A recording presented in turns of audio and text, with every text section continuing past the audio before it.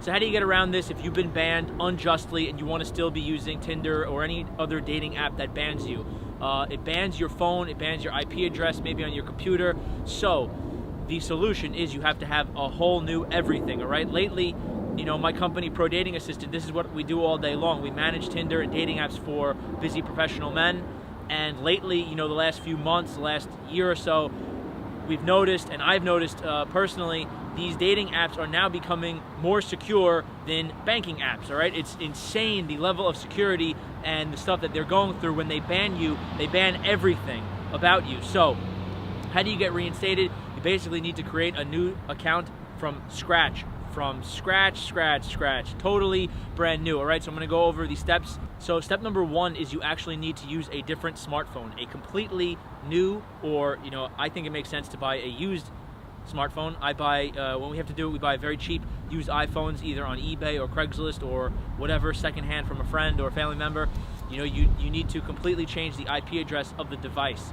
Now, you can use VPNs, but sometimes it does not work, all right? So the best thing, literally safe, foolproof way is start with a brand new smartphone, a brand new device. The second thing you're gonna need is a brand new SIM card, okay? And now you don't need to go with some, you know, major phone carrier provider. You could buy a prepaid SIM card, Walmart, maybe 7-Eleven, CVS. A lot of these places today are selling prepaid SIM cards. The third thing that you're gonna need is a brand new email address, okay? So you create a new email address either through Gmail or any of these, you know, email sites. But there are temporary email services or sites where you use the email address to maybe verify a password and then never really use it again.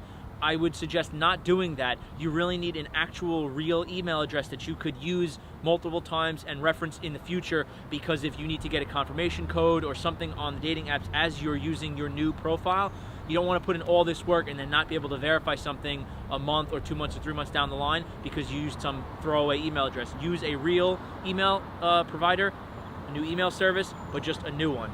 Now, the fourth step is you're going to have to create, this is why you need the new email address, you're going to create a new iTunes account or a new Google Play Store account, because you need this to be brand new to sign up for a brand new Tinder or Bumble or whatever service you're using. Now, the fifth step seems quite extreme, but I do suggest doing it. I suggest using all new photos, completely different photos than ones you've ever used before.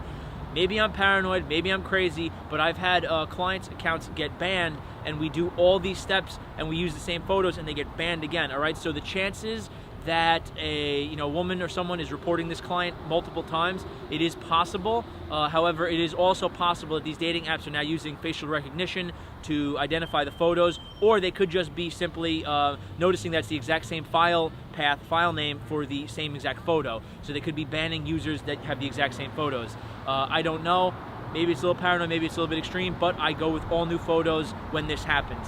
Now, the final step, and this is optional, I'm assuming if you're like me, I call myself and for my clients like a power user, we pay for things like Tinder Boosts, Tinder Gold, or any type of premium thing. So if you go and sign up with the same credit card, as I said, we wanted a whole new iTunes account or a whole new Google Play account, I sign up with a whole new credit card. So I do, the optional step here is a prepaid credit card, which again you can get at CVS, 7-Eleven, or probably Walmart. A lot of places are selling these type of things today. So these are my steps, the workaround about if you've been unjustly banned from some of these dating apps, or I guess you could technically use this information to get around a lot of things. Don't use it for some crazy illegal stuff.